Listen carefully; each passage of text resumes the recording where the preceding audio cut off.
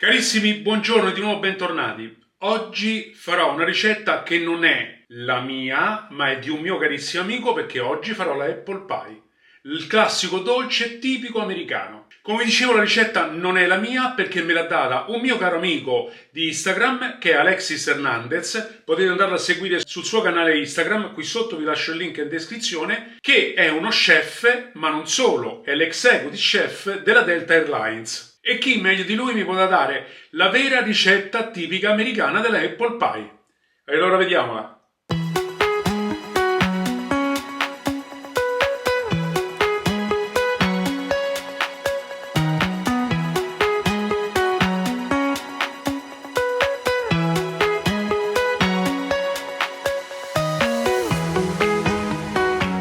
Cominciamo a preparare la nostra pasta brisée prendendo 300 g di farina già setacciata, un pizzico di sale e 150 g di burro freddissimo a tocchetti. Un consiglio: siccome bisogna utilizzarlo veramente molto freddo, fate una cosa: tagliate prima il burro a tocchettini, poi lo mettete in una ciotola e lo lasciate in frigorifero, dopodiché vi occuperete del setacciamento della farina, in modo tale che così il burro rimanga molto freddo. È importante. Ora incorporate la farina al burro pizzicandola con le dita per non scaldarlo troppo, dovrà essere un composto sappiato. Se non volete fare questa operazione a mano, lo potete fare con il tritatutto. Metteteci dentro appunto farina e burro freddissimo, un pizzico di sale e poi cominciate a tritarlo ma ad impulsi, non continuamente, perché sennò altrimenti si scalda troppo. Poi aggiungete 60 ml di acqua ghiacciata e impastate velocemente.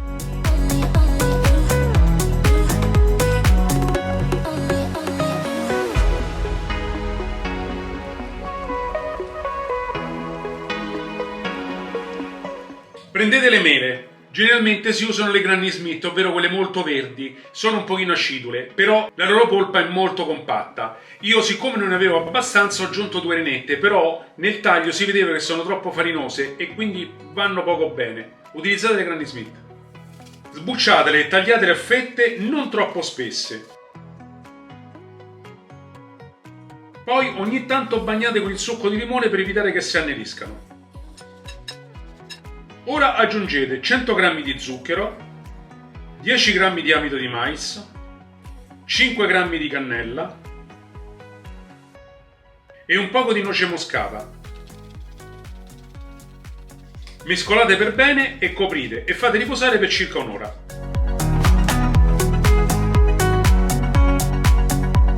Nel frattempo che vi sto facendo vedere la ricetta e voi ve la state scrivendo a casa per rifarla, ma vi siete anche iscritti? Sì, mi raccomando, dai, che ci vuole? Basta soltanto spingere quel tastino lì ed è fatta. Non vi è costato nulla. Ora prendete la pasta brisée, infarinate e stendetela con un mattarello a formare un disco. Poi prendete uno stampo da 20 cm, imburrato e infarinato, e metteteci sopra il disco di pasta, fatela aderire bene sia alle pareti che al fondo.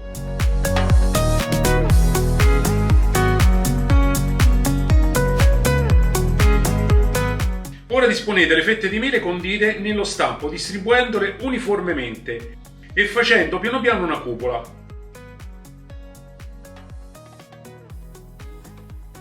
Il succo rimasto delle mele fatelo ridurre in padella, sarà pronto quando con una spatola disegnerà una riga sul fondo.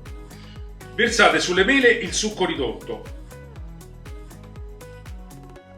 Stendete ora anche l'altro disco di pasta.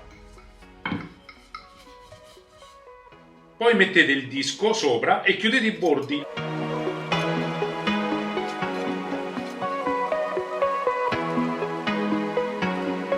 Aiutandovi con una forchetta. Spennellate la superficie con un uovo sbattuto e poi fate una decorazione.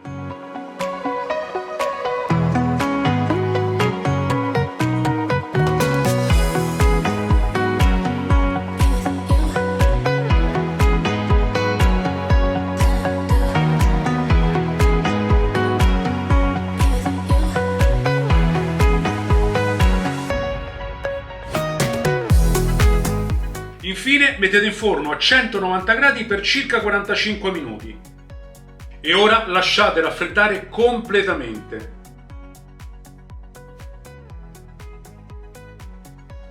Il profumo è meraviglioso. Vabbè, poi mele e cannella non è una cosa nuova.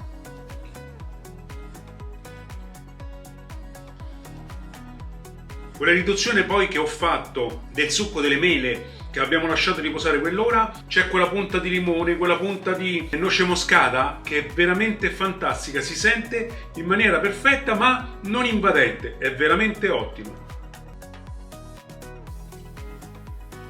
Grazie Alexis, la ricetta è venuta perfetta.